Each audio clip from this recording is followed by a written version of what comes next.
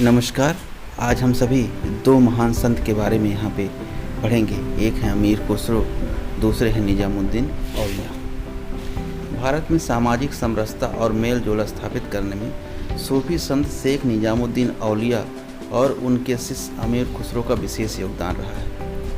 शेख निजामुद्दीन ने मानव प्रेम तथा सद्भावना का संदेश देकर भारतीय जीवन दर्शन को प्रभावित किया। अमीर खुसरो हिंदू मुस्लिम समाज और संस्कृति को आहत बने और उन्होंने सांस्कृतिक समन्वय का मार्ग प्रशस्त किया। आइए सबसे पहले हम लोग जानते हैं शेख निजामुद्दीन औलिया के बारे में। शेख निजामुद्दीन औलिया का जन्म 1236 ईस्वी में बदायूं में हुआ था। केवल 5 वर्ष की उम्र में ही उनके पिता का देहांत हो गया।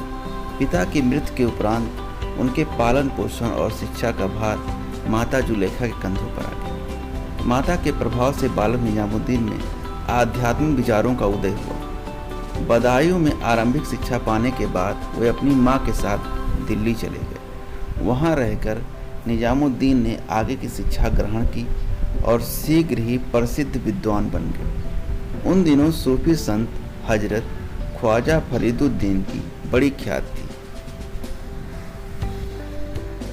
वे अजोधन अब पाकिस्तान में रहते थे। उनकी प्रसिद्धि सुनकर निजामुद्दीन भी उनके दर्शन के लिए अजोधन गए। बाबा फरीद ने अति प्रसन्नता एवं प्रेम से शेख निजामुद्दीन को अपना शिष्य बना लिया।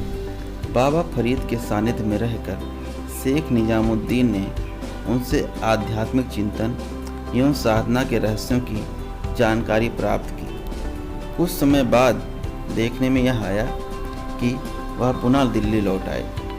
यहाँ पे देखिए चित्र बना है निजामुद्दीन औलिया का, जो दिल्ली स्थित दरगाह है। दिल्ली लौटने पर शेख निजामुद्दीन ने गयासपुर नामक स्थान पर एक मठ की स्थापना की। यह स्थान नई दिल्ली में है, जो आज हजरत निजामुद्दीन के नाम से जाना जाता है। गयासपुर का मठ शेख साहब के जीवन काल में ही दिल्ली के लोगों के लिए सबसे बड़ा धार्मिक श्रद्धा का तीर्थ स्थल बन गया था। 1265 में बाबा फरीद के निधन के पश्चात शेख निजामुद्दीन औलिया उनके उत्तराधिकारी घोषित कर दिए गए। अब शेख का नाम दिल्ली एवं आसपास के क्षेत्रों में भी प्रसिद्ध हो गया। लोग दूर दराज से उनके दर्शन के लिए आने लगे।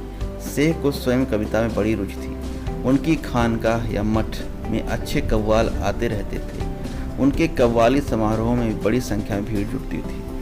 शेख निजामुद्दीन के हृदय में गरीबों के प्रति अत्यधिक करुणा थी। उनको उपहार और भेंट में जो कुछ चीज़ें मिलती थी उसे वे खानकाह या अपने मठ में अपने श्रद्धालुओं में बांट दिया करते थे। उनका लंगर या जहाँ कह सकते खाना बढ़ता है भंडारा हमेशा सभी के लिए खुला रहता था और वहाँ पर आने वाले भक्त हमेशा खाना खाया करते थे और अपनी भूख को मिटाया करते थे। शेख साहब ने जीवन भर मानव प्रेम का प्रचार किया। उन्होंने लोगों को सांसारिक बंधनों से मुक्त होने की शिक्षा दी। उनकी शिष्य मंडली में सभी वर्गों एवं क्षेत्रों के लोग शामिल थे। वह अपने शिष्यों का ध्यान सदैव सामाजिक उत्तरदायित्व की ओर आकृष्ट कराते रहे।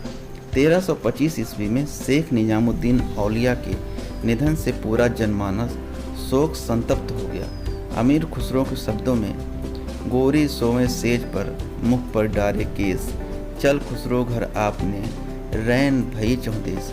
इसका अर्थ इन्होंने कहने का मतलब ये कहा है कि चारों तरफ कोई ऐसी चीज़ नहीं है जो नश्वर नहीं है, इसलिए किसी चीज़ से ज़्यादा मोह नहीं करिए, क्योंकि लौट के जहाँ से हम आए हैं वहीं वापस चले जाना है। भले ही वह आज हमारे बीच नहीं है, लेकिन मानवता के प्रति प्रेम और सेवा भावना जैसे गुणों के कारण शेख निजामुद्दीन औलिया को महबूबे इलाही या प्रभु के प्रिय का दर्जा मिला है।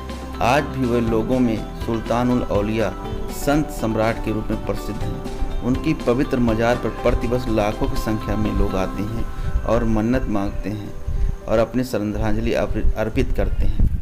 आइए अब दूसरे संत के बारे में जानते हैं, जिनका नाम है अमीर खुसरो। अमीर खुसरो ने कहा है, वह आए तो शादी होए उस बिन दूजा और न कोई, क्यों सखी साजन नहीं सखी ढोल। अमीर खुसरो की मुखरियाँ और पहेलियाँ भारतीय जनमानस में रची बसी हैं। आइए जानते हैं। शेख निजामुद्दीन औलिया के अनन्य भक्त एवं शिष्य अमीर खुसरो का जन्म 1253 ईस्वी में एटा जिले के पटियाली कस्बे में हुआ। इनके पिता का नाम अमीर सैफुद्दीन महमूद था। पिता प्रकृति, कला और काव्य के प्रेमी थे, जिसका असर अमीर खुसरो पर बचपन से ही पड़ा। युवा होने पर खुसरो ने एक दरबारी का जीवन चुना। सुल्तान जलालुद्दीन खिलजी और सुल्तान अलाउद्दीन खिलजी ने खुसरो को अपने दरबार में कवि, साहित्यकार और संगीतक के रूप में सम्मान दिया। राज दरबार एवं अन्य कलाकारों के सानिध्य में खुसरो की प्रतिभा दिन ब दिन निखरती गई। अमीर खुसरो फारसी और हिंदी दोनों भाषाओं के विद्वान थे। अरबी और संस्कृत का भी उन्हें अच्छा खासा ज्ञान था। उन्होंने अपनी रचनाओं में भारत की जलवायु, फल फूल और पशु पक्षियों की भूरी भूरी प्रशंसा की है। खुसरो ने दिल्ली को बगदाद से बढ़कर माना है। भारतीय दर्शन को उन्होंने यूनान और रोम से श्रेष्ठ बताया। उनके अनुसार इस देश के कोने कोने में शिक्षा और ज्ञान बिखरे पड़े हैं। उन्होंने अपनी रचनाओं में भारत की खूब सराहना की है। उन्हें भारतीय होने का बहुत गर्व था। अमीर खुसरो ने अपने ग्रंथ गुरुतुल कलाम में लिखा है, मैं एक हिंदुस्तानी तुर्क हूँ। आपके प्रश्नों का उत्तर मैं हिंदी में दे सकता हूँ। मैं तूतीय हिंद अर्थात हिंदुस्तान का तोता हूँ। आप मुझसे हिंदी में प्रश्न करें ताकि मैं आपसे भली बात कर सकूँ और आपकी बात को मैं बहुत अच्छे तरीके से समझ सकूँ। इसलिए आप मुझसे हिंदी में बात करें, क्योंकि ऐसा नहीं कि मुझे हिंदी फारसी से कम आती है। अमीर खुसरो उच्च कोटि के संगीतज्ञ भी थे। वह प्रथम भारतीय थे जिन्होंने ईरानी और भारतीय रागों के सम्मिश्रण की बात सोची। उन्होंने कई रागों की रचना भी की। इन रागों ने हिंदू मुस्लिम दोनों संस्कृतियों का प्रतिनिधित्व किया। गायन में नई पद्धत ख्याल और अमीर खुसरो की देन है। उन्होंने भारतीय वीणा और ईरानी तंबूरा के संयोग से सितार का आविष्कार किया। इसके अतिरिक्त उन्होंने मृदंग को सुधार कर तबले का रूप दिया। शेख निजामुद्दीन औलिया का शिष्य होने के कारण खुसरो पर सूफी संतों की मान्यताओं का विशेष प्रभाव था। भारत के साथ ही विदेशों के फारसी कवियों में भी उनकी उपयुक्त स्थान मिला। उन्होंने ख्वाजा हजरत अमीर खुसरो के नाम से ख्याति प्राप्त की। 1325 ईस्वी में शेख निजामुद्दीन औलिया के निधन के बाद अमीर खुसरो विरक्त होकर रहने लगे और उसी वर्ष अमीर खुसरो जी का भी देहांत हो गया और ये जो है स्वर्गलोक को चले गए। खुसरो एक धर्मनिष्ठ व्यक्ति थे। अन्य धर्मों के प्रति सहिष्णुता उनके चरित्र की सबसे बड़ी विशेषता थी। लोगों से मेल जोल रखने के कारण वह जन सामान्य में अत्यधिक लोकप्रिय थे। समाज के प्रत्येक वर्ग के लोग उन्हें अपने बीच पाकर खुश हो उठते।